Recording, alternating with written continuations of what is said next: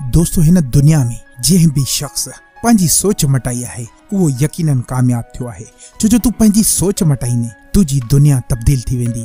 दोस्त तू इहो सोचींदे त न मां अगना कॾहिं भी न वधी सघंदुसि, मुंहिंजी इहा ई मंज़िल आहे जंहिंमें जे हाल में मां हली रहियो आहियां मां कुछ भी नओं नथो करे सघां, छो जो मुंहिंजा वॾा भी कुछ न करे विया त मां छा थो करे सघां।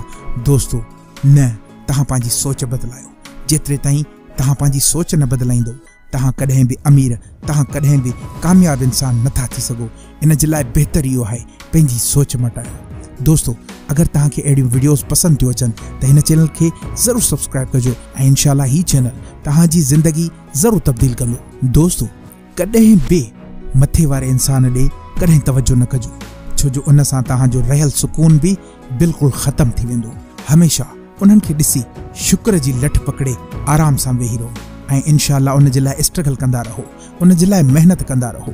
बाक़ी रब ते छॾी ॾियो, इंशाल्लाह उन जा पॉजिटिव रिज़ल्ट्स तव्हांखे ज़रूर मिलंदा। कॾहिं भी के मथे इंसान खे न ॾिसो त हे फलाणो मां अमीर आहे ऐं मां ग़रीब आहियां। जॾहिं इन खे ॾिसंदो तव्हांजो रहियल सुकून, तव्हांजो सुकून तबाह थी वेंदो ऐं उन सुकून खे वरी मोटाइण जे लाइ हेल्थ ते ख़र्च कयो वेंदो।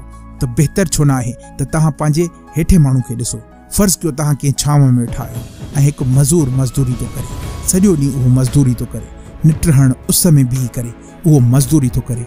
अगर तव्हां उन शख़्स खे ॾिसंदो, उन मज़दूर खे ॾिसंदो त यकीन ॼाणियो तव्हांखे जेको सुकून मिलंदो, तव्हां जेको रब जो शुक्रियो अदा कंदो, उन जो तासुर ई कुझु ॿियो हूंदो। दोस्तों छो जो तव्हांखे इहो यकीन थी वेंदो त न बिल्कुलु परवरदिगार मूं ते केतिरो राज़ी आहे। ही शख़्स उस में बीही करे पत्थर कुटे थो ऐं मां हिकु थधी छांव में वेठो आहियां। बस इन वक़्त ते एतिरो यकीन हुजे त इहो गुज़री वेंदो, छो जो वक़्त जी इहा आदत तमामु बहितरीन आहे त हू गुज़री वेंदो आहे, वक़्तु बीहजी न वेंदो आहे, वक़्तु हलंदो रहंदो आहे। अहिड़े ई तरीक़े सां इहो जेको तव्हांजो ॾुखियो वक़्तु आहे इहो जल्द गुज़री वेंदो। भाउ इन जे लाइ टेंशन नाहे करणी, इन जे लाइ परेशान नाहे थियणो। बस पंहिंजी स्ट्रगल ऐं मेहनत खे जारी ऐं सारी रखणो आहे। पोइ ॾिस कीअं तुंहिंजी कामयाबी तुंहिंजा कदम थी चुमे। दोस्तों मां आहियां सैयद अली वकार ऐं तव्हां ॾिसी रहिया आहियो सैयद अली वकार ऑफिशियल यूट्यूब चैनल।